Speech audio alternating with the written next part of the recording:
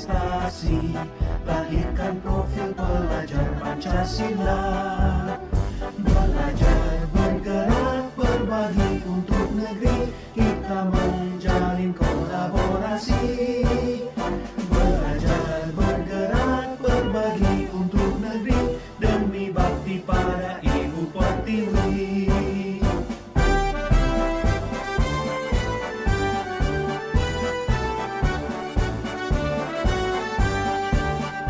Bulatkan tekad, kuatkan hati, negeri ini memanggilmu kawan.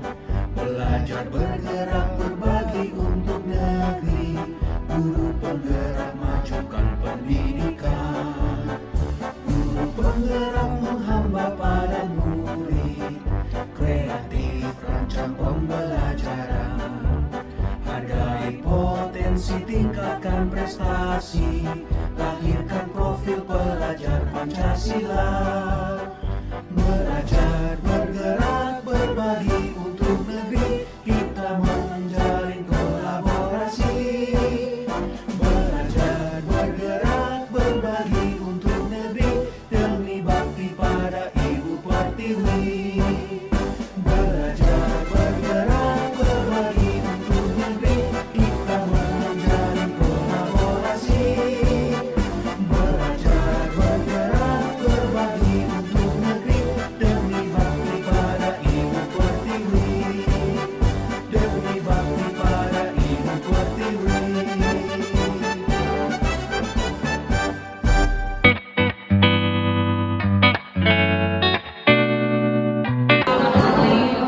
Alhamdulillah, wassalatu wassalamu ala rasulillah wa ala alihi wa sahbihi wa mawala. Puji beserta syukur, marilah sama-sama kita panjatkan kehadiran Allah Subhanahu wa Ta'ala yang sampai dengan detik ini masih memberikan kesehatan dan kesempatan kepada kita semua, sehingga dapat berkumpul di ruangan yang berbahagia ini dalam rangka kita berembuk dengan teman-teman kita yang sudah duluan maju di dalam guru penggerak. Ada hal-hal penting mungkin yang ingin disampaikan ke kita sebagaimana yang telah mereka peroleh pengetahuannya.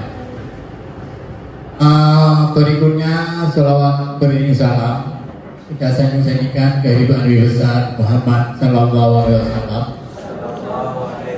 yang telah membawa umat manusia dari alam kebodohan ke alam yang penuh dengan ilmu pengetahuan.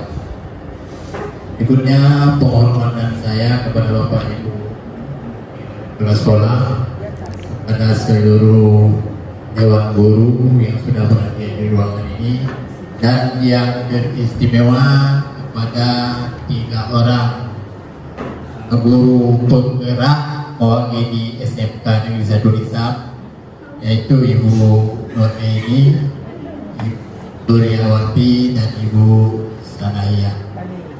Mereka sudah merespon program pemerintah lebih duluan dari kita, sehingga apa-apa yang telah mereka peroleh pada kesempatan ini akan disampaikan ke kita.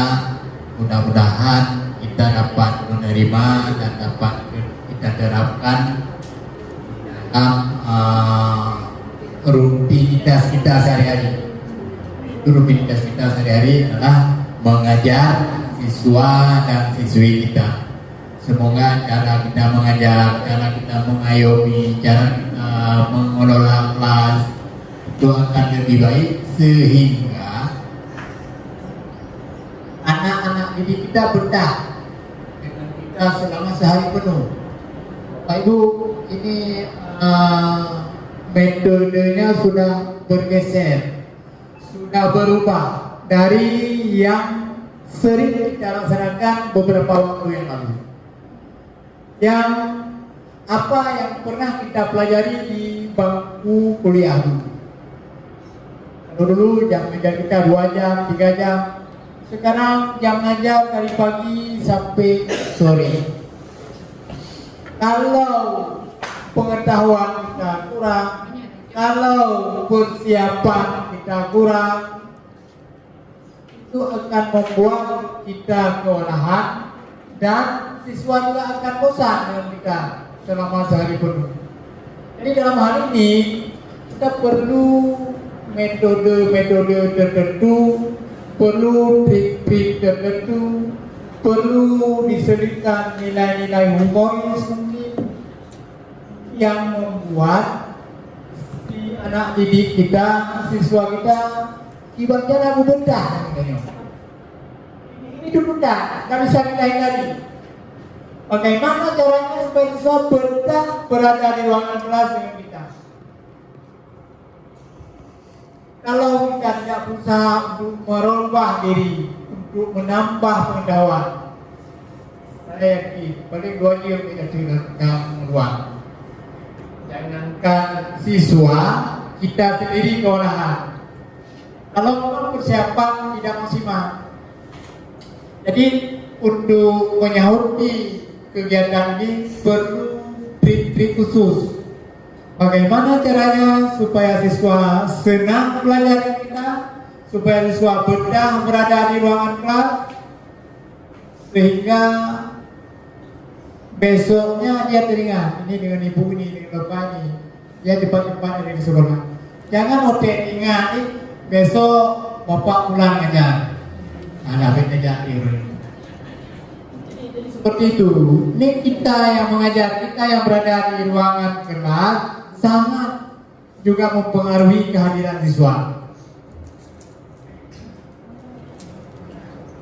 Ini antara penguasaan materi, penguasaan metode, penguasaan kemampuan kita untuk mengelola kelas ini sangat mempengaruhi. Kita ini istilahnya bukan hanya mengajar, tetapi kita juga mendidik. Ini Bapak Ibu sekalian, detailnya bagaimana prosesnya nanti akan disampaikan oleh rekan kita. Mudah-mudahan bisa bermanfaat untuk kita semua. Assalamualaikum warahmatullahi wabarakatuh. Pada kesempatan saya akan Rasulullah Rasulullah sendiri Waister di akhir uang notar bisa yang pokoknya apa segala pujian syukur dan nantikan kita memuji Allah cara-cara yang mana Allah masih beri kesempatan untuk kita untuk menghadiri undangan dari CGT calon guru bergerak di sekolah kita dalam keadaan sehat walafiat. Selanjutnya salam kepada kehidupan kita Nabi besar Muhammad Sallallahu Alaihi Wasallam, yang mana beliau telah merubah karakter budaya yang negatif kepada budaya yang positif, dari akhlak jahiliyah ke akhlak yang berislamnya, dengan para sahabat, keluarga dan seterusnya. Yang saya hormati, yang sudah berhadir depan kita, Bapak Kepala Sekolah sekitar Indonesia, Bapak Ismail MPD, yang saya hormati Wakil Sarana, Wakil Humas, Wakil Guru, Hajul, Iswaan, Wakil Iswaan, Pembina OSIS, dan seluruh guru bidang studi TU dan seluruh yang sudah ada di ruangan bahagia ini. Baiklah, ini kata-kata sebutan tadi sudah disampaikan oleh Bapak. Sudah baik Bapak. Tadi Bapak berpesan bahwa kalau bisa semuanya kita juga ikut jejak para kawan kita ini yang sudah daftar di CPP, dan kita doakan juga para ini kawan kita ini bisa sukses dan bisa mencapai guru bergerak sebagai guru bergerak mau di SMK Indonesia. Baiklah, langsung ke acara inti ya. Acara kita ini adalah destinasi. Jadi kawan kita ini akan menyampaikan sharing informasi terkait dengan budaya positif di sekolah kita. Dan ini kami mohon nanti mungkin ada hal yang menyangkal atau hal yang ditanyakan atau apapun terkait dengan materi yang akan disampaikan oleh kawan kita, boleh langsung bertanya kepada kawan kita. Dan untuk utama ini yang akan mengisi atau mempresentasikan acara kita yaitu Ibu Suryawati SPDI. Kepada Bu Suryawati kami serahkan waktu untuk Terima kasih atas waktu dan kesempatan yang telah diberikan kepada saya, Bapak Ibu Guru hebat pejuang pendidikan. Kami bertiga dari CGP Angkatan 7 ingin mendiseminasikan budaya positif yang akan kita realisasikan di sekolah. Sedikit pesan kami di awal supaya masih ada generasi-generasi berikutnya yang akan melanjutkan program CGP ini tidak stuck di kami saja. Ini bertujuan hanya untuk memajukan pendidikan kita. Dalam skala kecil mungkin dimulai dari sekolah kita terlebih dahulu, kemudian dalam skala besar supaya guru penggerak ini bisa mencerdaskan anak-anak bangsa. Baik, Bapak Ibu guru hebat, saya mendapat kesempatan pertama untuk memaparkan materi yang akan kami diseminasikan pada hari ini. Jadi materi yang akan saya paparkan yang pertama adalah tentang disiplin positif dan kebajikan universal. Kebajikan universal ini yang akan kita terapkan untuk peserta didik kita. Baik Bapak Ibu, budaya positif ini berbeda dengan disiplin positif. Namun sebelum lanjut ke materi inti, izinkan saya memperkenalkan diri terlebih dahulu, walaupun sebenarnya sudah jauh-jauh hari kenal ya. Namun saya dari CGP Angkatan 7 mengucapkan salam sehat dan bahagia, salam guru penggerak, bergerak, tergerak, dan menggerakkan. Guru bergerak, Indonesia maju. Baik, kita melihat budaya positif. Budaya positif, adakah yang hadir di sini guru seni budaya? Apa itu budaya?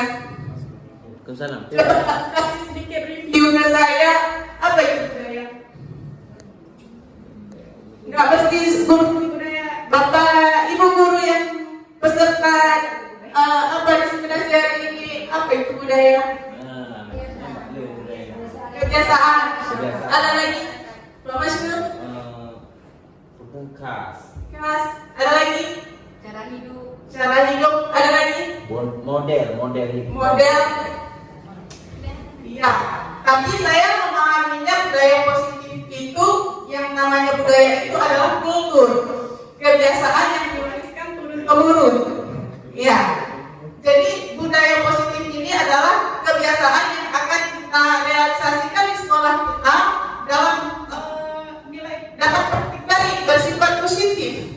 Ya, jadi namanya budaya positif.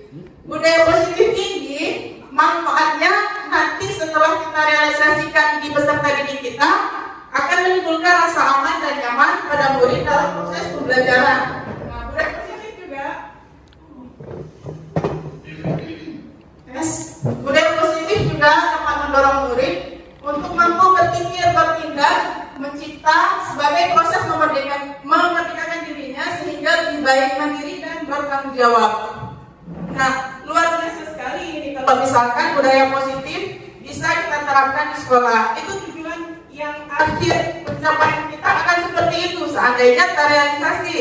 Namun Bapak Ibu guru hebat, pejuang pendidikan, tidak semudah itu kita mau merealisasikan budaya positif. Itu juga yang menjadi salah satu tujuan kami mengadakan diseminasi hari ini, supaya kita selalu bekerja sama untuk mewujudkan budaya positif ini.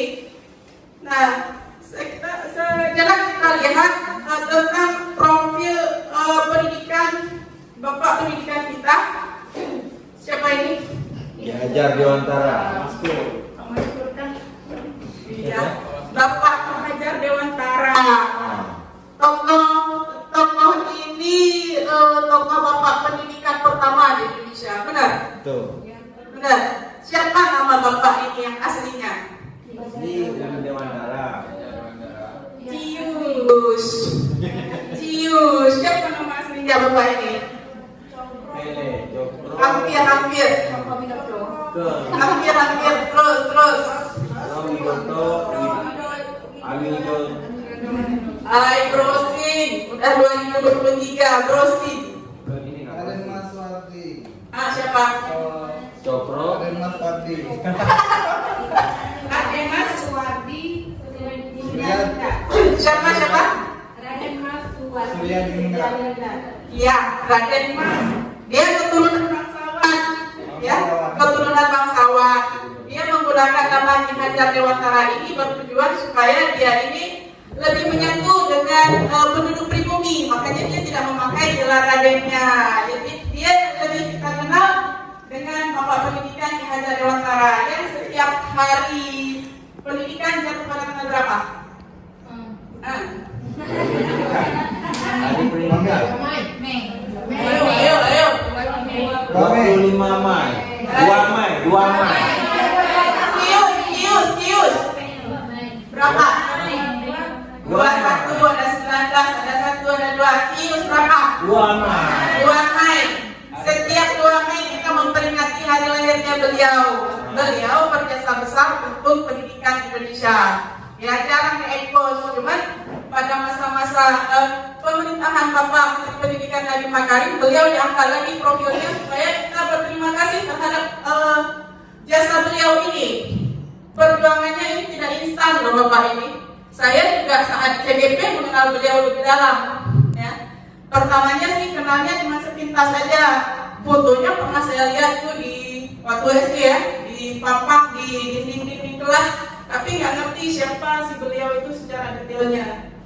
Ya, jadi sejelas kita melihat profil hebat ini, ya tokoh hebat ini, beliau adalah beliau adalah Bapak Pendidikan Indonesia.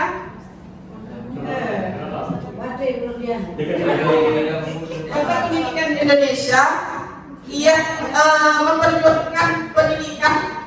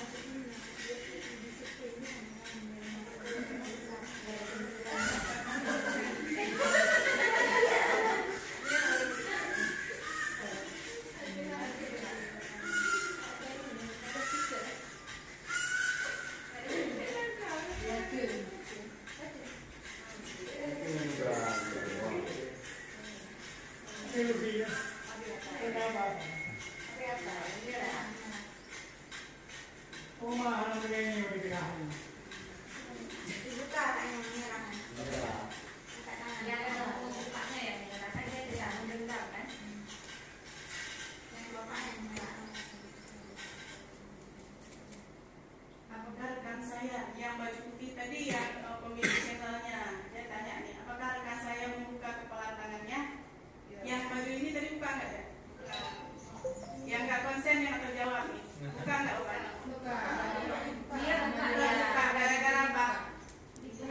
tahan. Ya, tahan godaan, digelitingin ya. Bapak yang ini, yang satu lagi, yang pemilik channel.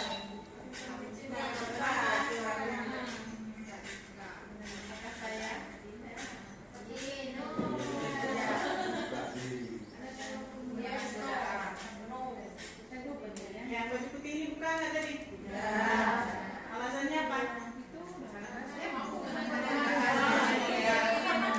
Nanti kita lihat apa namanya karakteristik peserta didik kita yang model-model seperti ini ya.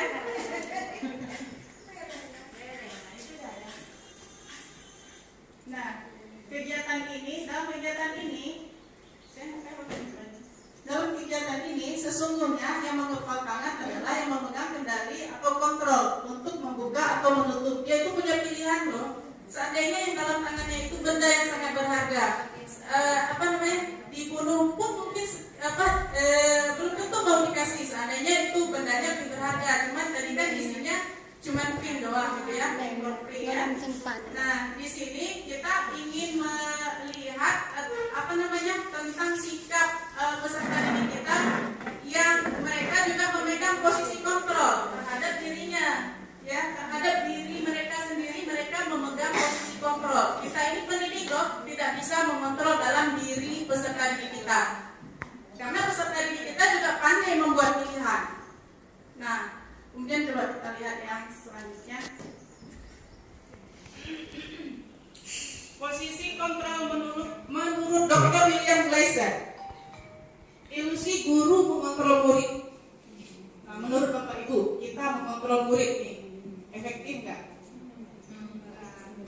Persentase ekspektasi untuk terwujud sesuai harapan kita, kira-kira berapa persen? Yang pertama, ilusi guru mengontrol murid. Guru mengontrol murid, kira-kira keberhasilannya berapa persen?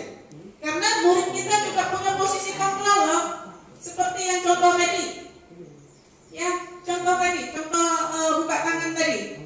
Dia itu hidup karena murid kita itu, bukan mayat, ya. Dia juga bisa mengambil sikap. Dia punya posisi kontrol. Dia juga punya pilihan untuk mau tidak mau.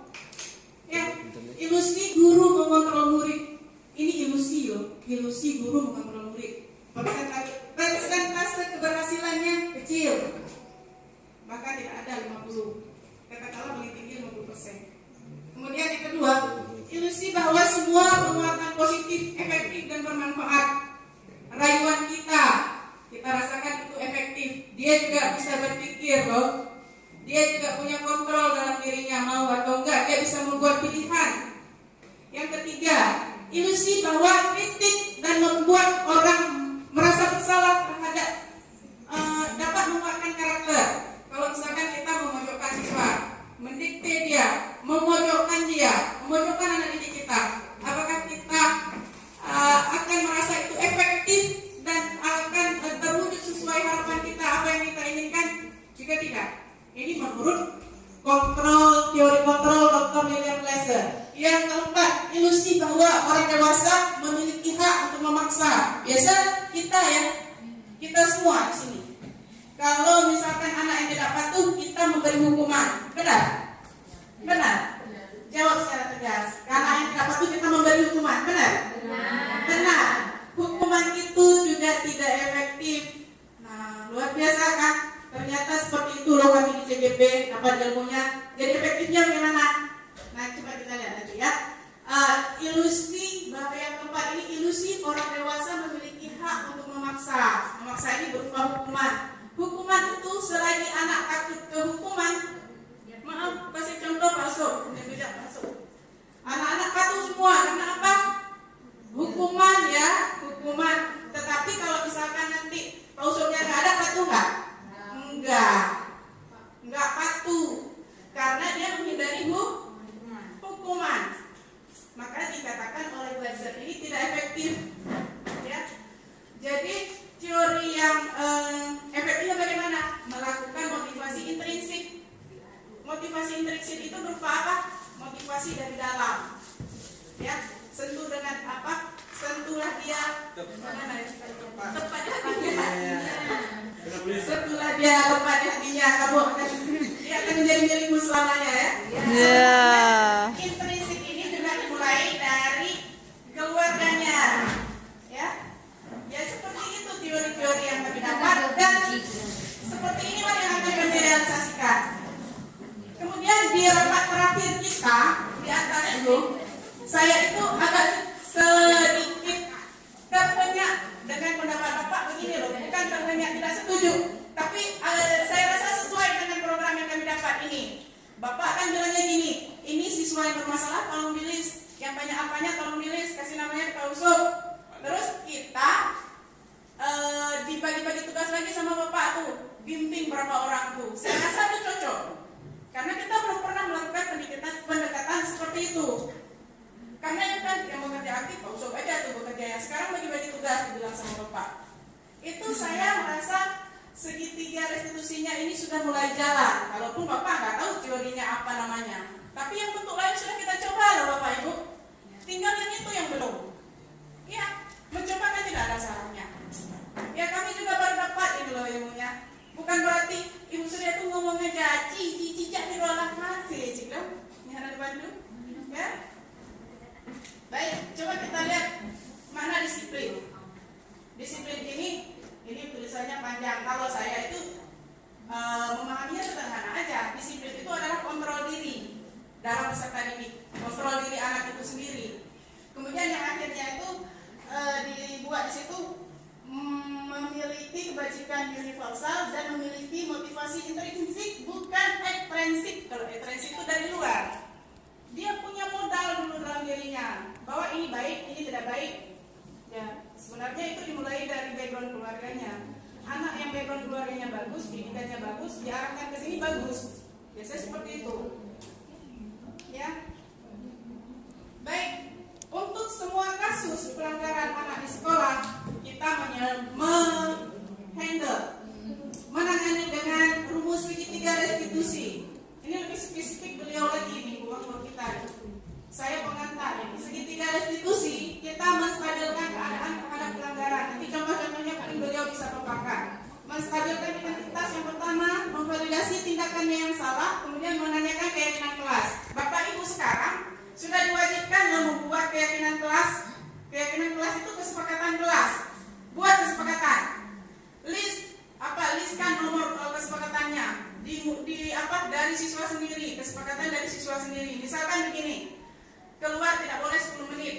Mereka yang buat, tempel 1. Terus tidak memakai baju ini di hari ini, tempel 1. Dan seterusnya. Saat mereka melakukan pelanggaran, maka pelanggaran itu adalah kesepakatan yang dilanggar sendiri dan mereka akan berpikir 2 kali terhadap statement yang mereka buat sendiri dan dilanggar sendiri. Beda dengan statement kita. Nah, seperti itu. Nah, selanjutnya, kalau yang masih tabu dengan pengertian restitusi, mana tahu nanti ke depan nggak akan asing lagi dengan istilah restitusi.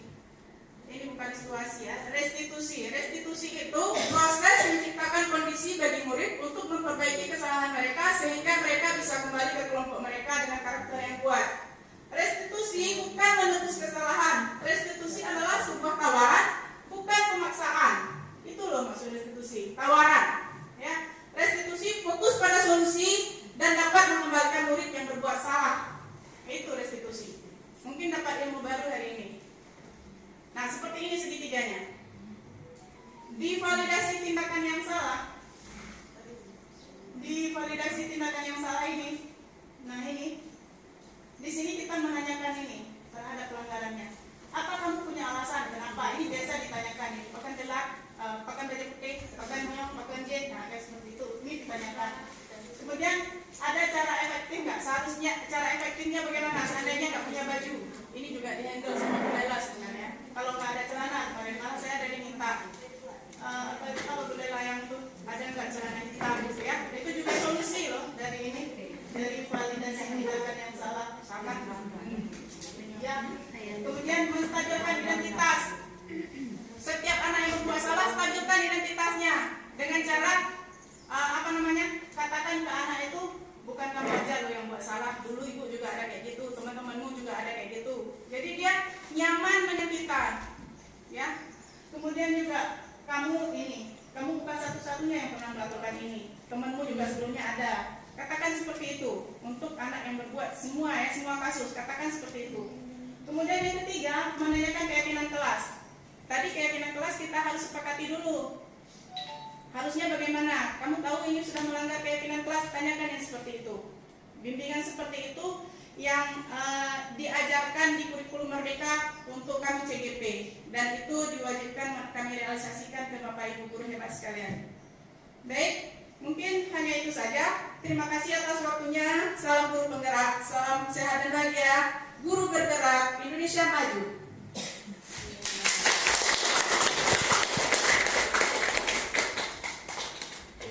Selanjutnya bagaimana? Jadi, materi yang tahu kira rahasia, waktu depan, silakan.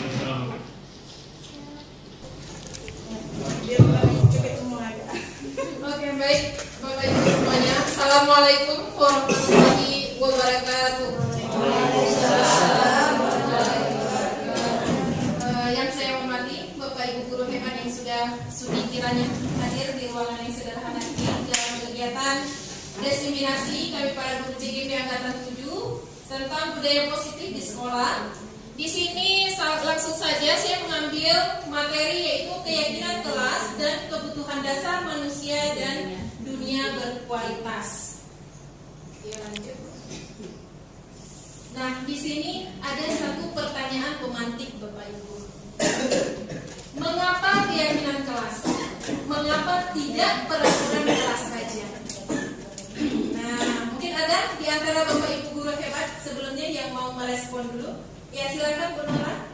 Karena mungkin bahasanya lebih santai untuk para siswa. Terus pun mindset siswa itu tentang peraturan, pasti peraturan dibuat untuk dilanggar. Jadi diawali dengan mindset yang benar, maka penerapannya juga akan benar. Iya, luar biasa sekali. Iya. Mungkin ada satu orang lagi yang mau memberi pendapatnya tentang mengapa keyakinan kelas, mengapa tidak peraturan kelas.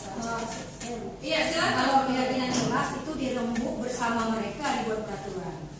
Nah, jadi mereka yang membuat bersama gurunya. Tapi kalau peraturan kelas bisa saja pihak sekolah yang membuat. Jadi mereka lebih, kalau menurut saya lebih keyakinan kelas itu karena mereka sama-sama membuat dengan mereka. Iya, benar. Ternyata paham. Ya, Bapak Ibu guru kita memang sudah paham ya tentang keyakinan kelas. Boleh dilanjut Bu Nora ini, kita lihat. Nah, yang dimaksud dengan keyakinan kelas di sini salah satu disiplin positif yang dapat kita terapkan dalam membangun budaya positif di sekolah, seperti yang sudah diceritakan atau disampaikan oleh Bu Surya tadi. Sehingga muncullah mengapa tidak peraturan saja, mengapa harus keyakinan kelas. Itu sangat tepat seperti yang sudah diutarakan oleh Bu Nora dan Bu Nurlela. Di mana kalau peraturan, semua orang akan berpikir yang namanya peraturan pasti ada hukuman, pasti ada sanksi apabila kita melanggarnya. Namun kalau yang namanya keyakinan, di situ adalah nilai-nilai universal, nilai-nilai kebajikan yang ada dalam diri kita yang harus kita munculkan.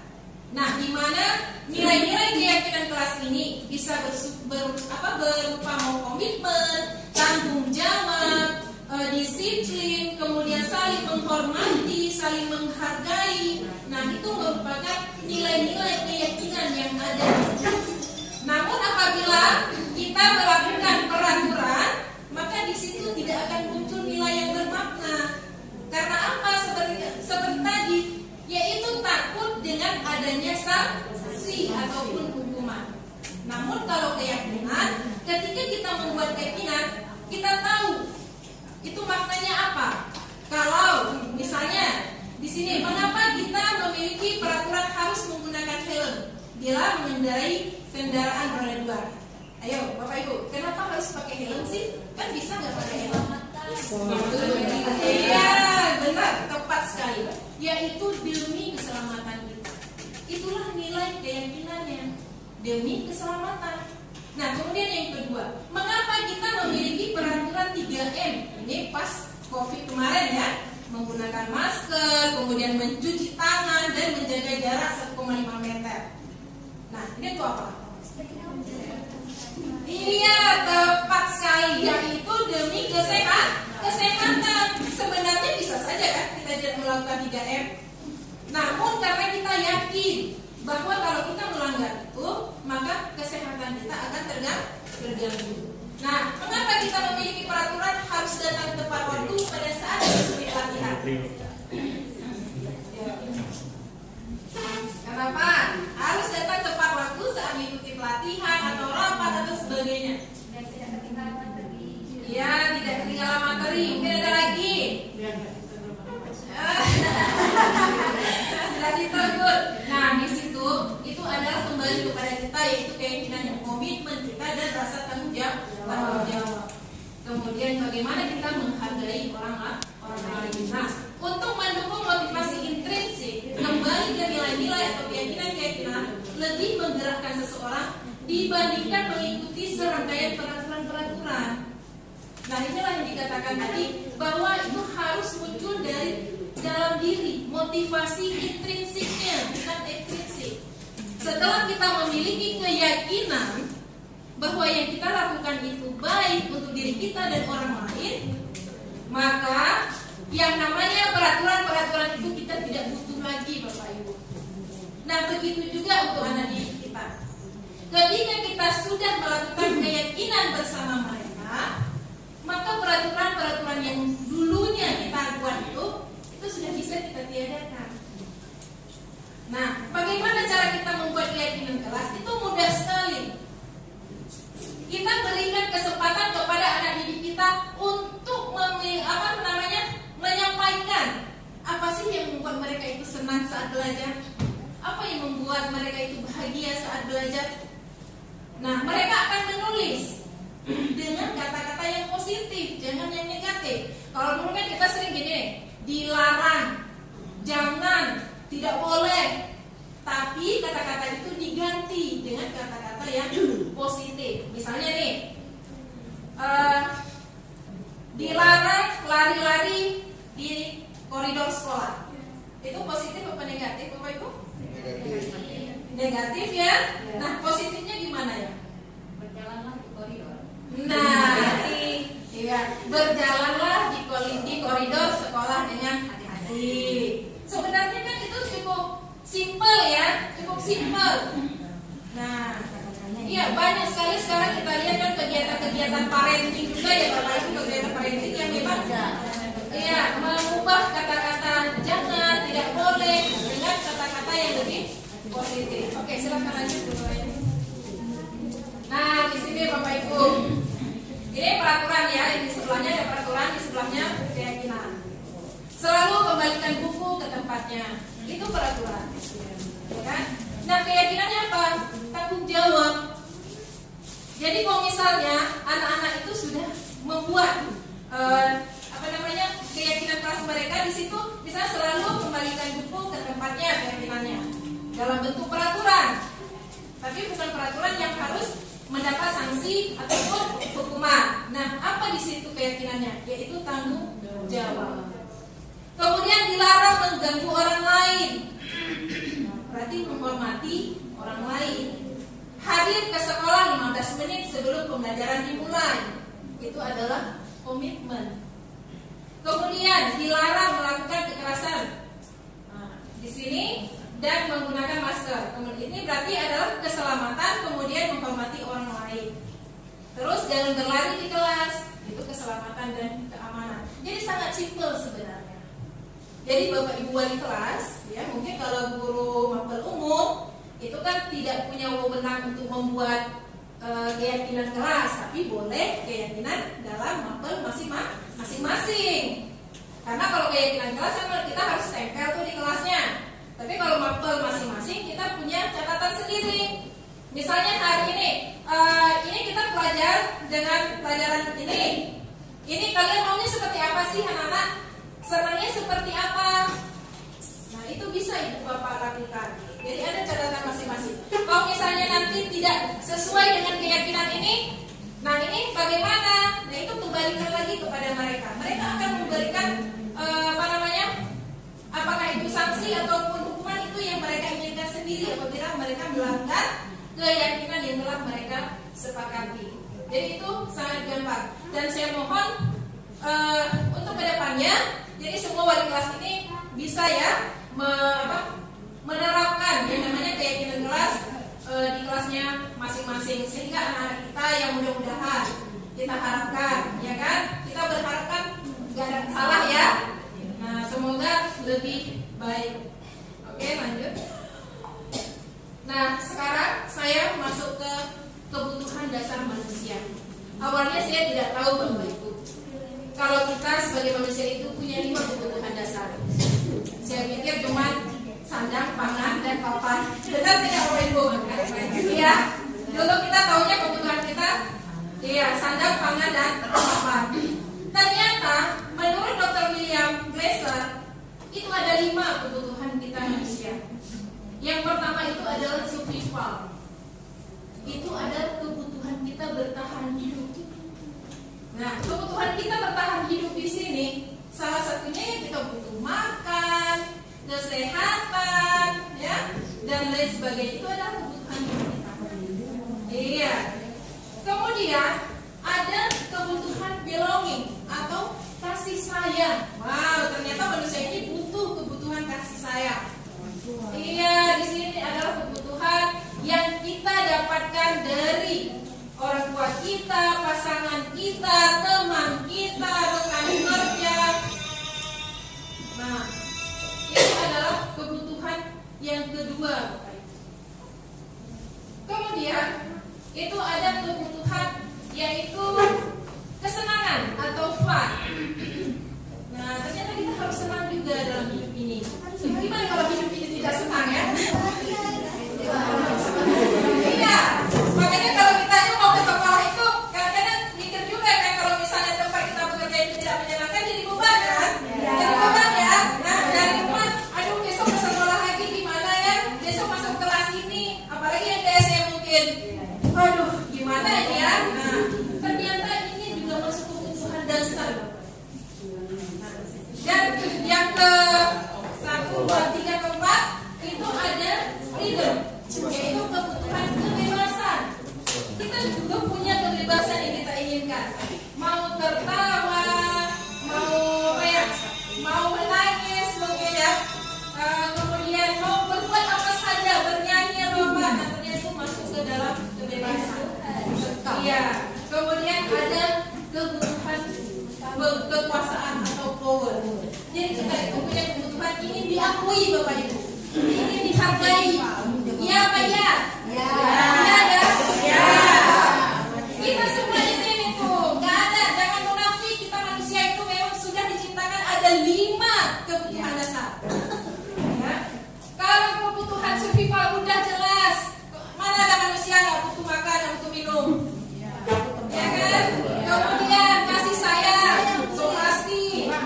Kalau di rumah kasih sayang pasti coba ya kan? Nah, ternyata kebutuhan ini Bapak Ibu juga dirasakan, dibutuhkan oleh anak-anak kita. Nah, apabila salah satu ini tidak terpenuhi, terjadilah masalah yang kita hadapi saat ini Bapak Ibu. Iya. Makanya kan mungkin Bu Nora lebih paham itu. Karena Pak Bise ya. Nah, jadi setiap masalah anak-anak dia pasti tahu kebutuhan apa sih yang mereka belum terpenuhi. Nah, kasih sayang ya. Kasih sayang. Ingin diakui biasanya. Ya, pasti ada salah satu di antara itu yang belum terpenuhi pada diri mereka. Iya. Karena begini juga Bapak Ibu. Karena apapun yang anak-anak kita lakukan, yakinlah bahwa mereka itu memang butuh salah satu daripada kebutuhan dasar yang belum terpenuhi. Ya, boleh kita lanjut, ada kasus boleh. Nah, Bapak Ibu boleh dibaca. Ibu Amira. Ya, ini Bapak nanti dikasih analisisnya ya Bapak Ibu, kebutuhan apa yang belum terpenuhi di sini. Nah, ini ada kasus Ibu Ambar, guru wali kelas 2A di SD Pelita Hati, sedang bingung menghadapi ulas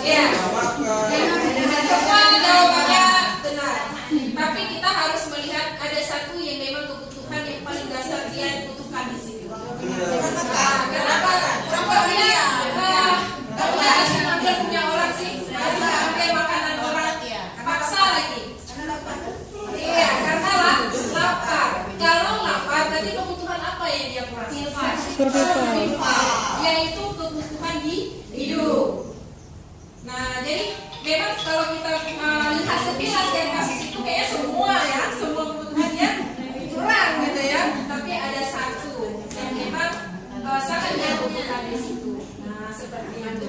Oke, boleh lanjut.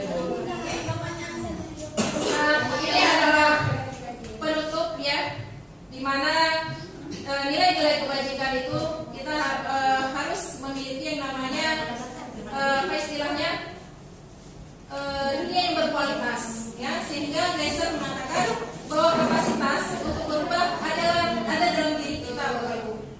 Jika kita dapat mengidentifikasi kebutuhan apa yang mendorong perilaku kita, maka perubahan perilaku positif dapat dimulai dengan mencari solusi untuk memenuhi kebutuhan tertentu dengan cara yang positif. Jadi bisa kita ambil kesimpulan dari kata-kata dari Geiser ini bahwa apapun kebutuhan yang belum terpenuhi itu janganlah sampai salah langkah atau salah arah, tapi masih bisa dengan mencari solusi yang memang menunjukkan cara yang lebih positif. Dan mungkin ini yang harus kita analisis lagi kepada anak-anak kita. Memang di sini harus sabar ya Bapak Ibu. Saya bilang harus sabar, sebenarnya saya sendiri bukan orang penyabar ya. Tapi ya begitulah, yang namanya manusia mengatakan bisa, tapi melakukannya pasti sulit ya. Namun meskipun sulit, pelan-pelan kita juga harus melakukannya. Bukan berarti begitu sulit ya sudahlah seperti itu, jangan. Nah, marilah sama-sama kita bergandeng tangan selain langkah, kemudian untuk melakukan perubahan yang baik. Kalau memang butuh kita diskusi sama-sama apa yang bisa kita lakukan, karena meskipun anak-anak kita lihat ini perubahannya ke arah yang tidak positif, tapi kalau kita mau merangkul bersama-sama pasti ada yang bisa kita lakukan, karena tidak mungkin dari sekian banyak mereka itu semuanya arahnya negatif. Pasti sebagian 50% atau 80% itu arahnya pasti positif. Mungkin kita saja yang belum menyelami kebutuhan apa sih yang mereka belum terpenuhi. Karena apapun kejadian yang mereka lakukan, tingkah laku, perilaku, itu pasti ada salah satu dari 5 kebutuhan dasar tadi yang belum terpenuhi. Apalagi anak-anak broken home, Bapak Ibu. Itu jelas sekali. Dari kasih sayang, kadang bertahan hidup ya kan, orang tuanya cerai, bagaimana bisa makan sehari 3 kali, nggak ada yang masak segala macam ya kan. Nah, mungkin seperti itu ya. Baik, habis ya bener ini.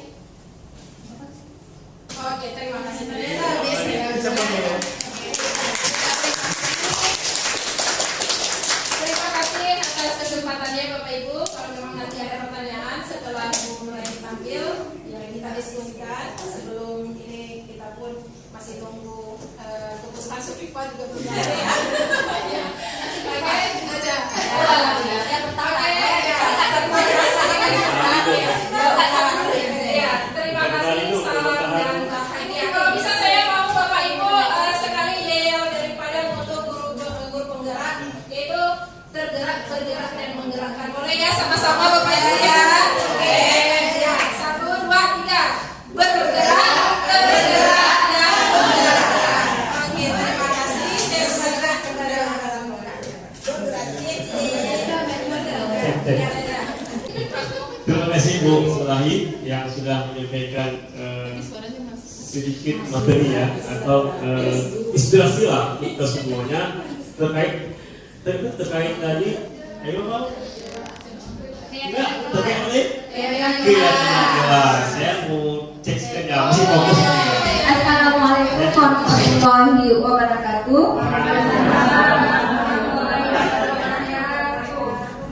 Syukur alhamdulillah masih diberikan kesehatan oleh Allah. Salawat dan salam lalu kita junjungkan kehidupan Nabi besar Muhammad sallallahu alaihi wasallam. Yang saya hormati Bapak Kepala Sekolah dan beserta wakil-wakilnya yang telah berhadir di ruangan yang berbahagia ini. Juga yang saya hormati seluruh ketua jurusan dan Bapak Ibu yang telah menyediakan waktunya untuk dapat bergabung pada acara kami hari ini, yaitu desiminasi budaya positif sekolah. Dan saya sendiri adalah Ibu Geraini. Saya merupakan calon guru penggerak angkatan ke-7. Saya cenderung Apa peraturan sekolah kita tentang jam berapa kita harus masuk sekolah, Nak? Kita harus di sekolah jam 7, Bu.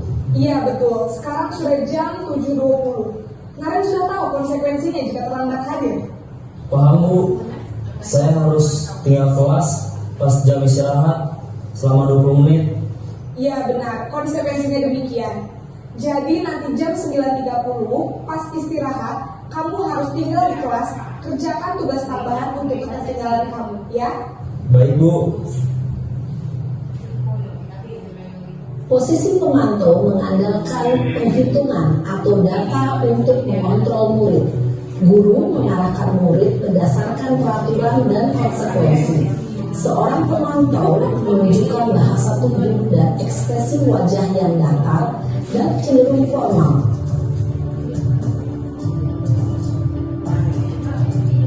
Nah, ini adalah posisi manajer. Posisi manajer adalah posisi yang paling disarankan bagi kita sebagai pemimpin pembelajaran, ya. Coba kita lihat contoh adegannya.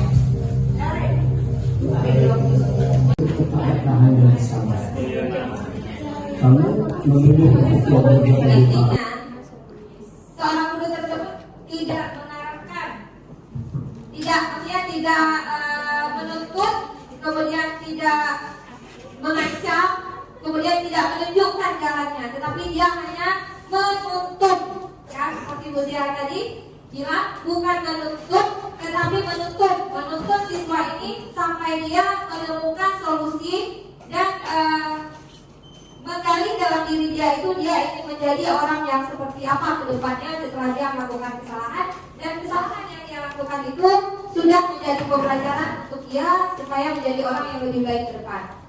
Kemudian pada tahap menstabilkan identitas, nah di sini berdasarkan prinsip membuat kesalahan adalah bagaimana dari proses pembelajarannya berperan menggeser identitas murid dari identitas gagal ke identitas sukses. Jangan sampai ketika siswa kita melakukan kesalahan itu menjadi titik gagal bagi dia. Ya, itu yang sangat penting. Dari beberapa contoh tadi sangat jelas bahwa kesalahan itu menjadi pembelajaran bagi dia dan dia bisa bangkit kembali dan tidak membuatnya menjadi seorang peserta didik yang gagal. Jangan mengkritik murid yang sedang mengalami identitas gagal. Kita dari situ sebagai posisi sebagai manajer tidak boleh juga mengkritik, tetapi malah harus menyemangati dia. Nah, harus kita tanyakan apa alasannya.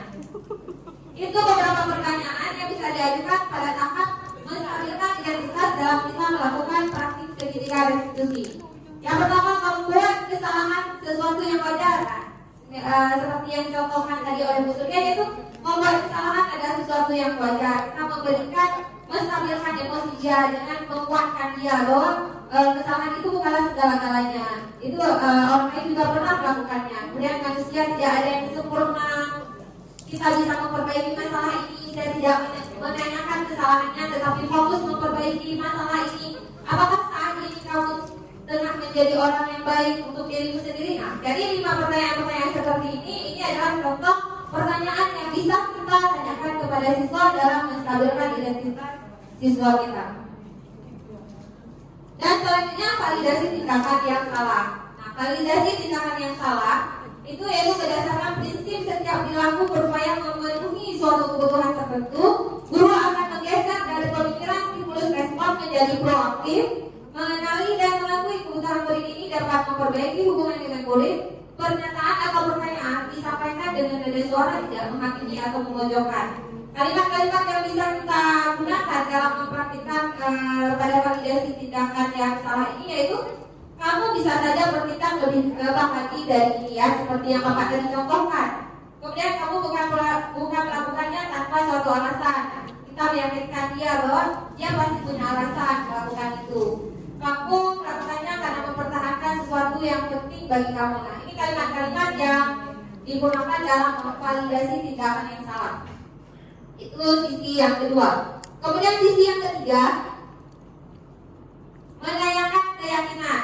Lagi-lagi keyakinan kelas. Ya, jadi materi yang tadi kami sampaikan dari pertama sampai sampai akhir ini materi yang terakhir praktik segitiga revolusi itu tidak lepas dari menanyakan lagi.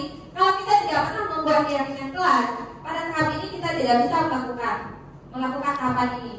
Ya, apa yang kita tanyakan keyakinan, kita tidak pernah membuat keyakinan kelas. Jadi kita buat dulu keyakinan kelasnya. Dalam praktik segitiga revolusi ini juga penting, itu dari kontrol menyatakan bahwa pada dasarnya kita termotivasi secara intrinsik, ya motivasi yang nanti harus bangkit dari siswa adalah motivasi dalam diri siswa sendiri. Saat perilaku telah divalidasi dan identitas sukses telah stabil, maka murid telah siap mengaitkan keyakinannya dengan tindakannya yang salah. Nah, kemudian kita kaitkan keyakinan kelas yang sudah pernah kita buat itu dengan kesalahan yang dia buat. Nah, pertanyaan-pertanyaan yang bisa kita gunakan dalam sisi yang ketiga ini yaitu sebagai keluarga atau kelas, apa yang kita yakini, nilai-nilai apa yang telah kita sepakati. Kita tanyakan lagi keyakinan-keyakinan kelas yang sudah pernah kita buat. Lalu ingin menjadi orang seperti apa? Jadi ini ada pertanyaan-pertanyaan yang bisa kita lemparkan pada tahapan atau pada sisi ketiga yaitu menanyakan keyakinan. Hal-hal yang perlu diperhatikan dalam segitiga revolusi ini menjadi sangat penting. Yang pertama, perilaku yang salah perlu dikaitkan dengan nilai-nilai atau keyakinan-keyakinan yang telah disepakati atau dituju. Nah, kita harus tahu kesalahan dia, kemudian harus kita ingat lagi keyakinan-keyakinan yang pernah kita buat, kita kaitkan lagi di depan dia sehingga dia tahu apa yang dia lakukan. Kemudian kesediaan orang yang melakukan kesalahan untuk memperbaiki kesalahan. Nah, kalau siswa kita melakukannya, dia akan memperbaiki dengan sadar. Itu yang dalam diri dia sendiri, bukan karena takut, bukan karena ancaman, bukan karena ada sebuah hukuman. Karena ketika hukuman itu tidak ada, kalau karena hukuman, ketika hukuman tidak ada, dia tidak akan melakukannya lagi, dia akan berbuat seperti itu lagi. Atau kalau dorongan dari Pak Khairil, dia berbuat baik karena dorongan dari Pak Khairil. Ketika Pak Khairil tidak ada, dia bisa jadi melakukannya lagi atau di belakang Pak Khairil. Kalau karena bolehkah karena kita kasih reward, atau kalau kalian kamu hari ini seperti ini, ibu kasih permen 1 kotak, gimana tuh? Iya, saya menyebut kalanya. Ya, berarti ada mungkin reward itu adalah hal yang bagus. Kita memberikan penghargaan bukan hukuman. Namun juga reward ini juga dalam praktik segitiga revolusi atau dalam pembelajaran apa ya, sebagai manajer atau dalam sebagai pemimpin pembelajaran. Karena takutnya suatu saat ketika kita tidak sanggup memberi, siswanya tidak mau lagi ya. Berarti sangat ditekankan bahwa keinginan siswa itu apapun perbaikan yang dilakukan, semua budaya positif yang dilakukan itu adalah asalnya dalam diri dia sendiri, bukan dorongan atau karena sesuatu yang dia harapkan. Perlu adanya suatu usaha perbaikan dari pihak yang berbuat kesalahan. Nah, itu usaha perbaikan dari dalam diri dia sendiri. Kemudian perlu dedikasi waktu dari pihak yang berbuat kesalahan. Tanyakan kapan akan mulai berlakukan usaha untuk memperbaiki masalah. Nah, mungkin di sini kita jarang menanyakan kapan kamu mulai seperti ini, atau mungkin pernah juga ya. Yang namanya karakteristik peserta didik memang di mana-mana berbeda. Di tempat kita, di tempat lain itu berbeda-beda. Mungkin secara teorinya adalah seperti ini. Namun di sini adalah saya juga meyakini bahwa apapun yang kita lakukan tujuannya adalah baik. Tetapi mungkin kita bisa melakukan hal yang lebih baik lagi untuk mendapatkan hasil yang terbaik. Mungkin inilah yang dapat saya sampaikan tentang 5 posisi kontrol kita sebagai pemimpin pembelajaran dan praktik segitiga restitusi. Semoga bermanfaat untuk Bapak Ibu yang telah berhadir di sini. Apabila ada salah kata dan salah bahasa dari saya mohon maaf. Dan bila ada tanggapan dan yang bisa kita diskusikan sama-sama, mungkin sekarang bisa kita masuk dalam sesi diskusi. Sekali lagi untuk semangat kita hari ini, mari kita yel-yelkan semboyan guru penggerak. Oke, saya kasih aba-aba 1, 2, 3 ya. 1, 2, 3. Bergerak, bergerak.